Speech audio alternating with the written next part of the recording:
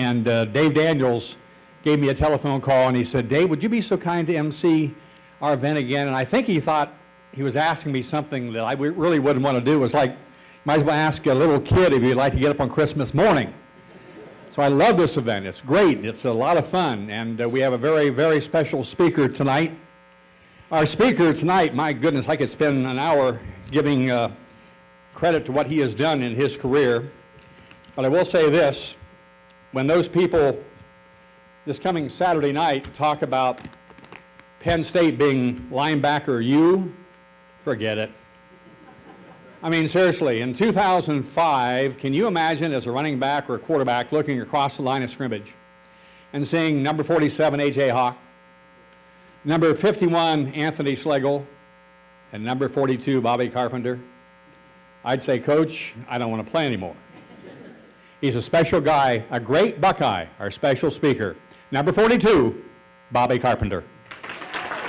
You know, it's unbelievable the support that you get being an Ohio State football player and what it means to be an Ohio State Buckeye. And this is an unbelievable event. You guys did a terrific job, and I've got some fond memories of Mount Vernon. Growing up, my mother was a swim coach, and I used to come over here to Kenyon College, and we'd swim. You know, once a year they'd have a nice big swim meet. So for about 10 years of my life, I think late February, early March, she dragged me up here. We'd spend an entire Saturday, and I think even some Sundays, swimming and carrying on and getting it done. And I have a lot of great memories. But he did let me come along to hear this talk to guys that I went to school with and some of the older kids. It was like a 4th to 6th grade team.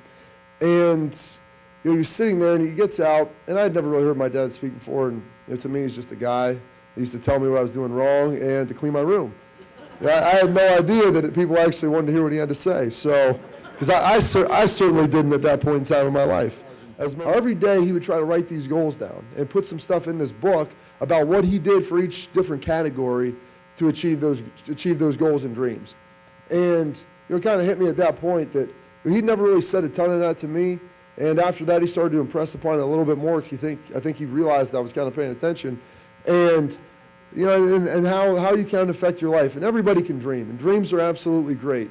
But it's translating those dreams into goals. And whatever it is in your life, whatever it may be, everybody has dreams, everybody has goals, everyone has aspirations that they'd like to see come true. And when you put those things to paper, they start to make a difference, and you start to kind of add things up. And that's something that I always tried to work on. And the goal of mine was to play college football. And with every story, any goal you're going to set, there's going to be some adversity that faces you. And you saw that here this year with Ohio State. You see it with sports teams. You see it in life.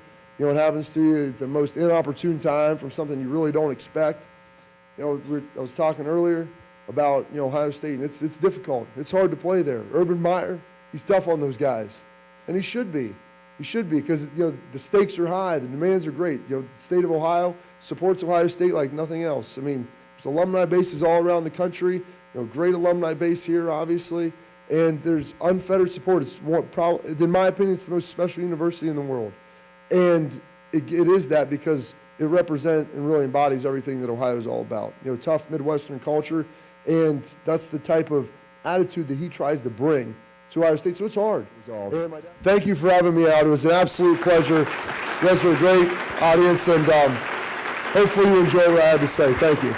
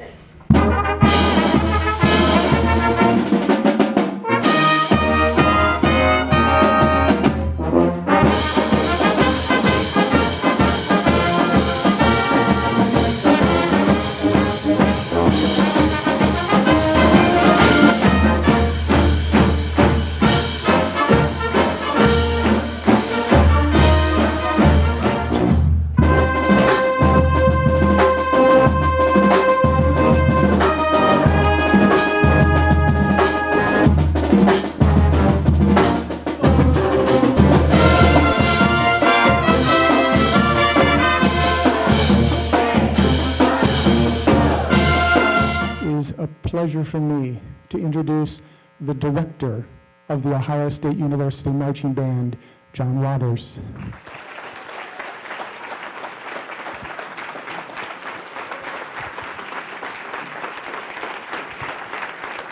And I can speak for myself when I say there's not one person on this planet that loved what they did more than I did. But I have to say that what happened to us, and I say us, because it just didn't happen to me, it happened to every one of us.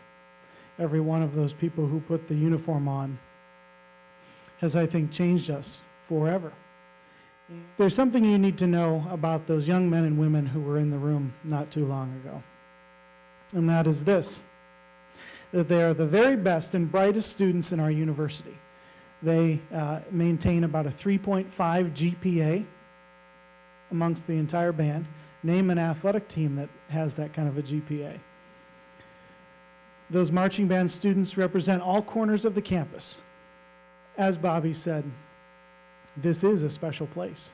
We're all bound here together by the Ohio State University Marching Band. Those students have played the soundtrack for every one of us over the years.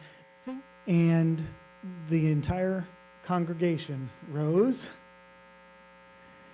and you hear the drums, and you see the drums come down the ramp. And yes, the image of our students, the image of our alums, and my own has been attacked. And we are here to continue to set the record straight. Those students who were just in here are the finest representatives of our great university. Those students over the years, over the decades, have played in pep bands like this. How many times has a pep band appeared at this event?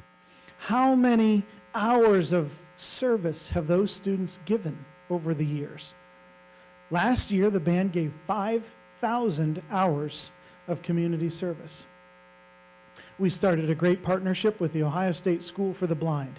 One of the crowning moments in my career was when we had the Ohio State School for the Blind marching band on the field in Ohio Stadium with our band, and we did a simultaneous double script Ohio. They did theirs in Braille, and we did ours as you're used to seeing it. The band is 135 years old. 135 years of wonderful people have filled its ranks, who've become professionals, doctors, lawyers, teachers, mothers, fathers, grandparents, sons, and daughters. That is the true culture of the Ohio State Marching Band, and that is what I pledge to defend. So thank you very much for allowing me to be here with you tonight. This is a wonderful group, and my best wishes to you all.